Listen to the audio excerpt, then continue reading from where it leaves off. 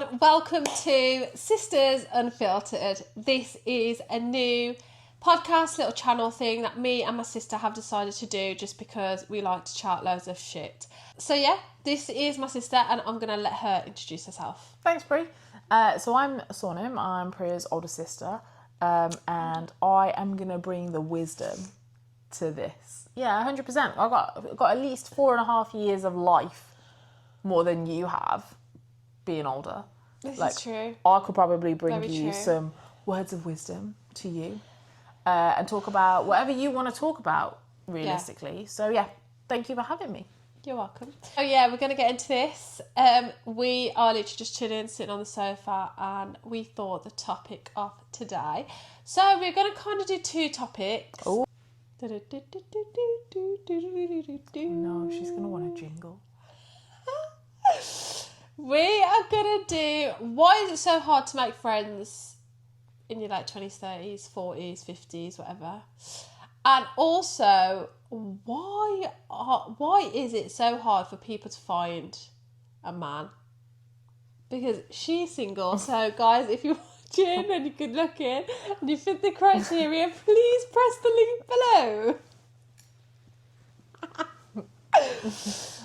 But really good topics, actually, Pri. Thank you. Really good things to discuss on a Saturday night.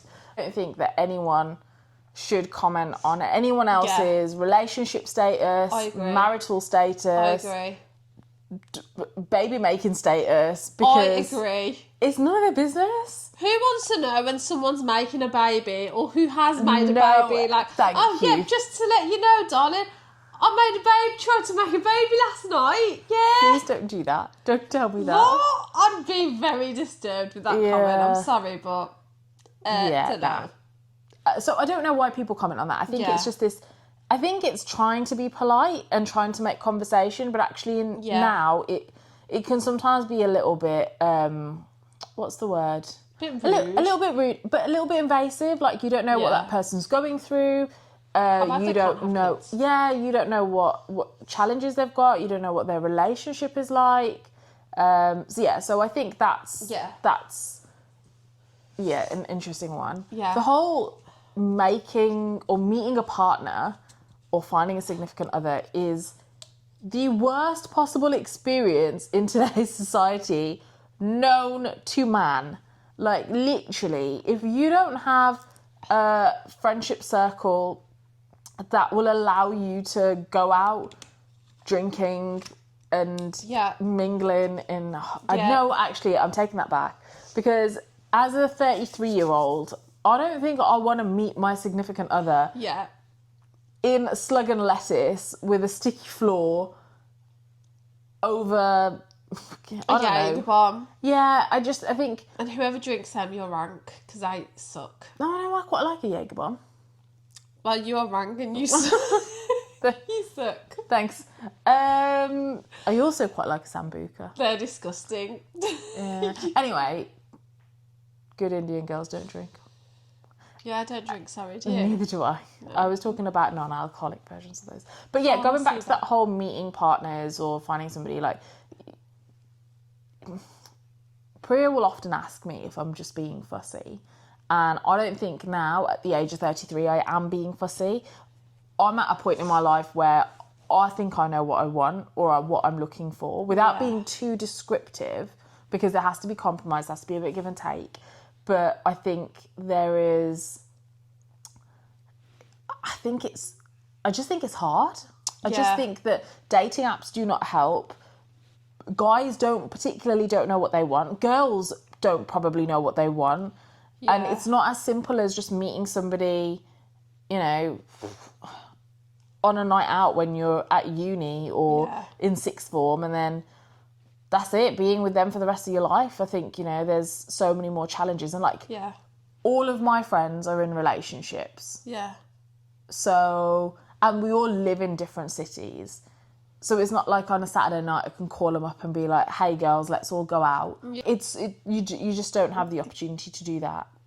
And I think, like, from our perspective, like, culture plays a part into it. Like, Yeah. do you want somebody who's from the same background as you? You've got to have someone that understands the culture. Yeah, 1,000,000%. Because if you don't understand it, it's really, really difficult to then adapt and change your ways. Both ways. Yeah, both ways. Not just for the guys to adapt to the girls' culture. You've got to be willing to do that. You've got to want to put you all in that thing. Yeah. Like, yeah, I find it hard. I can imagine that it's very hard. And dating in today's society is very different to when I was in my 20s, like, and late teens, early 20s. Like, it's you know, everyone is very conscious about what they're doing and how they're acting, and you know, I just think that everyone's more aware of themselves as well nowadays. Yeah. Like, everyone's more aware of themselves. Like, do you know what I mean? They're just aware of what they're doing, who they like, what they like. Like, everyone is just more aware.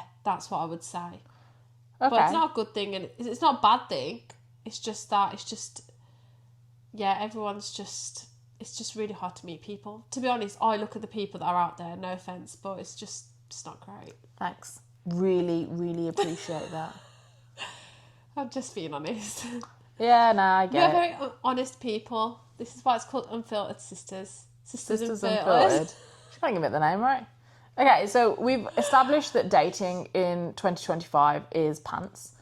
We've established that dating apps are double pants. They're not pants. Me and Christian met on Tinder, so can I just say, if I swiped... When he swept you off your feet.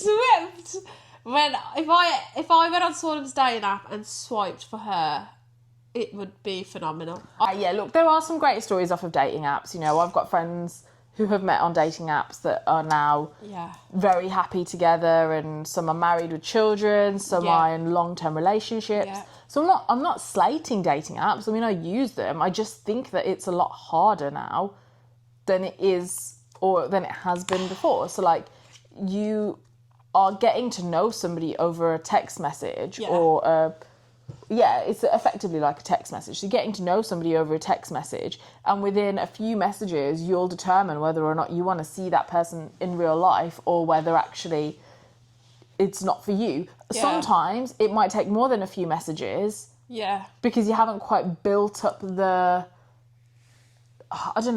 rhythm of conversation. Yeah. You haven't quite figured out, actually, do I want to get to know? Sometimes they're a slow burn. Yeah. But everything on a dating app has to be here and now. So, like, for example, guys' bios, I obviously can't say about girls' bios because I don't see those, but guys' bios will often say, like, please don't start with, hi, how are you? How else are you meant to start a conversation? I don't know, like a joke, like...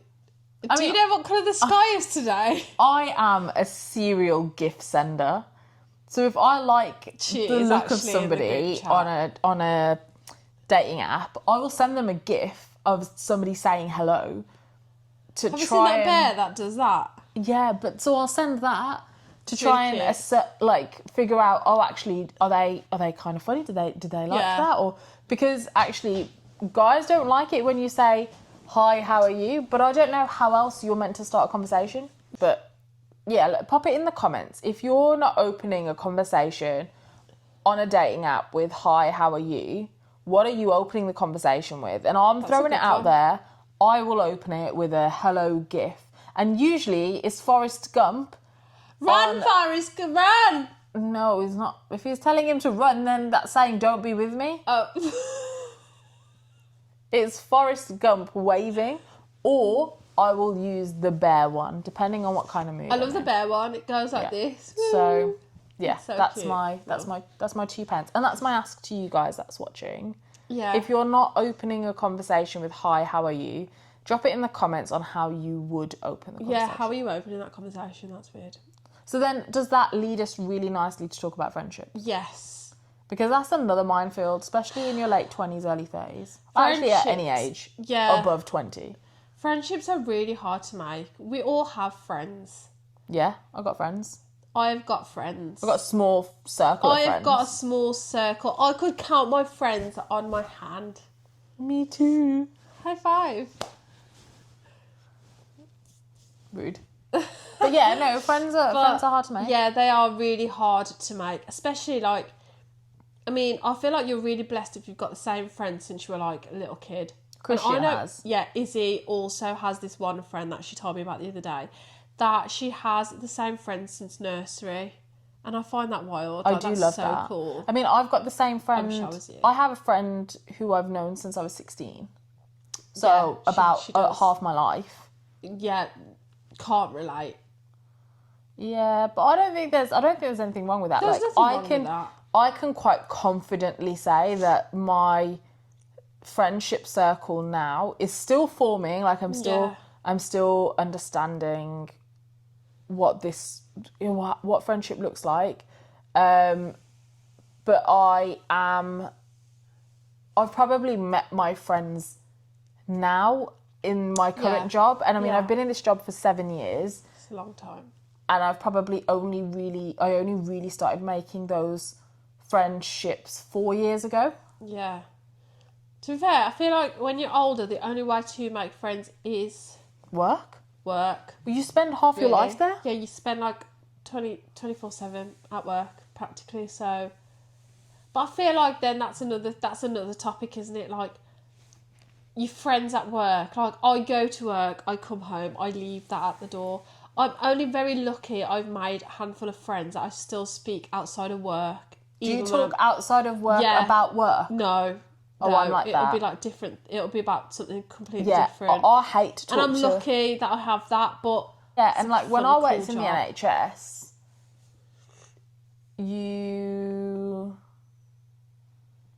are all in the same department. Yeah. So you will see each other, easier to make friends. Yeah. Whereas the job I'm in now, we're all in different cities. Yeah. And so I find that that's harder because you can make some amazing friendships, but then you got to navigate how often you see them. Yeah. Right? And that's hard. That is hard. Because then you have to plan, and sometimes... But that's the thing, isn't it, nowadays? You don't want to do people that. like plan in advance. Like, I'm a planner. I like to plan. I don't give a monkeys. Planner. I'm a planner. You know what? Hit me up in the comments if you're a planner. If you're not a planner, Team Priya. Stay over there. I just think, just wing it. Like, don't get me wrong. Do what makes you feel happy. No. I just don't think there's a right or wrong way to navigate that friendship vibe. Yeah. I think, some days you're going to want to be super pally with your friends and chat to them all the time. Yeah. And other days you're going to want to be a bit of a tortoise or turtle and put yourself back in your shell and be like, nope, I'm hibernating, no one chat to me. And I think if you can find a group of friends or a friend where you can have those both sides of the coin, so some days being super social and other days being a little bit quieter, I think you're pretty set for life. I've been obsessed with Ginny and Georgia on Netflix. Well, you actually said that was really dark the other day. It is really dark, but it's really good at the same time. Like I couldn't get into it. I really enjoyed it. But in Ginny and Georgia, the mom, says that all you need in life is one good friend or one true friend. And I think she's right. I'm conscious it's a TV show. But I do think that that's legit. Like, I think you can have as many friends as you want. Yeah. But one true friend who you can be your authentic self with is sometimes all you need. I think also, this is going to sound really weird, but and you're going to be like, oh, that's so lovely, blah, blah, like this, I'm going to get so much stick for this, but I feel like if you have a sister and you are literally besties, you've literally made it. Like, I couldn't imagine my life without Sornum. She does my flipping head in 24/7, but you know what, like, we can say whatever we want to each other without it being really awkward, without it being nasty, spiteful, hurtful. Like, we can say anything, but we'll always love each other, I think. Do you think this? Because, like, sometimes we are spiteful and nasty, but it's really rare. But we always make up, and there's never a fear that, oh, sugar, like, I've really hurt her, we're never going to speak again. Because there's never that fear that we won't ever speak again, because we will. Yeah? I mean, I also can't imagine her life without me. Because with friends, you might say something that might upset them and they might never want to speak to you again, and they can't come back from it. But I feel like with a sister, you're always yourself. You never have to be anyone else. Like, your sisters will never judge. Like, she annoys me, but there's just something in me that I just won't ever judge her, or I won't go back to Chris and say, oh, someone's just done X, Y, Z. I don't have that thought that I need to say something about her. Like, we'll talk about Storm and about what's just happened, but we won't judge her, because why would we? Listen and we do don't not judge. And I feel like, guys, if you're really blessed to have a sibling, like, honestly, you need to become besties, because we haven't always been like this. No, but she's grown up now. Like, Storm's my one best friend. Like, I could not be without her. She saves my ass every time. And that's it, really. I wish I could say the same back. Don't save her ass, because... I'm joking. No, I do harp on about how you are my best friend. And we haven't always been like this. Like, you know, this happened probably when I went to uni. Yeah. When I was in sixth form. Sonam came to my school in sixth form and I was showing her around. Yeah, I loved it, and we just really bonded. We became really close. Like, we was... Then I went away for uni and you would come and visit. Yeah, I would. I'd come and train, I'd come and visit, I'd come and stay. Like, yeah, we did form a really close bond, to be honest, but without Som, I don't know actually what I would do. So yeah, guys, I do if you feel have the a same. sister or something, just pick up their besties. Yeah, I would agree. I think it is, if you have a sibling, it's really important. It is really important, and I think we are really lucky that we are, as touch wood, that we remain as close as we are. I hope it's like this. Just because it's you get me and I get you, and don't get me wrong, she winds me the right up. We're not perfect. Yeah, we aren't like perfect. I mean, we argue, but we will always. I can't cope with silence or with not talking to one another, so I will always reach out and annoy her. This is what I love. Yeah, I will always reach out and annoy her so that she then has to make up with me, because, well, I love silence. What could she do without me? And usually it's because I make you laugh. She's just really, like, annoying when she's like in that. But I think sister. If you've got a sister, then, you know, manifest the sisterness, guys. Yeah, I think it's important. But also friends can become like family. They can. Like, I've got a couple of friends. Sonam has got some really good friends who I would say are like my family, my chosen family. Yeah. And I wouldn't be without them. Yeah. I think there's, you know, every friendship brings something different to your life. You've just got to be in that lucky state, I guess. And, you know, I think I've really tried to get my head around the last few years is friendships dying. Yeah. Like, no one really talks about the grief of losing a friendship. Yes. Like, one minute you're best friends, true. the next minute you're not chatting. Yeah, like, what? Like, what? How does that happen? Where do you go? Like, how do you navigate that world? Yeah, totally. I think a friendship breakup is worse than a relationship breakup. I totally agree. Because I think, you know... Because I've had a lot of friends in the past where I'm just like, how did we just stop talking? Like, I had a really good friendship group once, and we just all stopped talking. I just wasn't involved as much anymore, and I found that really sad, to be quite honest. And I don't feel like you will ever get over it either, because I feel like you reach out so much, and then when you don't get anything back, it's kind of just like, oh, well, why am I doing this? Why am I doing this? Like, what did I do? Like, why does no one love me? Valid feelings, valid questions. I've been in the same boat. Yeah, it's really sad, and I think you just have to move on from that. But I definitely think the grief over a friendship is really sad, because, like, you dote on that friendship and you do all these things with them, you create memories with them, and then you fall out. But sometimes you don't even know what you've fallen out about. It could just be nothing. Yeah. And you could just all just stop talking, but why? Why? It's so wild. But I do definitely think that it takes two to keep a relationship going. A friendship, a relationship, everything. 100%. It cannot be one-sided. And if it's one-sided, I'm totally out of there. I'm out if of there if it's one-sided, reevaluate your friendship. If you are the one that's constantly the one making the plans, constantly the one that's sending the messages of, hey, how are you? What are you up to? Then reevaluate and have a conversation. I mean, look, if my friends are watching this, this is advice that they have given to me about friendships that I have lost. So this isn't my advice. This is their advice to me. And if they are watching this, they'll be like, yeah, we told her that. She just doesn't listen to us. And yeah, it's hard. But she's preaching the advice of the podcast. Now I'm preaching. Now I am singing out my book and preaching to you all that a friendship, it takes two. Like, it can't just be one way. And you're saying the same thing. I agree. Right? I totally agree. Yeah, 100%. Wow, so deep for a Saturday. Yeah, this has been a very successful, really deep debrief. I feel like we've probably got nothing left now. Next time I'll bring a glass of wine. Or a cup of tea. We love a cup of tea. Love a cup of tea. Have a cup of tea. But this was good. This was very therapeutic. Do you feel better about it now? Yeah. Everything, a bit more. Yeah, there's Find no a man. judgment. We listen and we don't judge. Yeah, we don't judge. Let's cut. Listen, I've really enjoyed it. Thanks for having me. No problem. Thanks for joining us, guys. And don't forget to like it. Don't forget to repost it. Don't forget to share it. Don't forget to save it. And comment on the questions that I asked. Comment on this whole video as well. And also let us know what you want to hear about next. Like to hear next, indeed. But yeah, thanks guys for watching. And I hope you enjoy Saturday night. And we'll see you soon. See you later. Bye.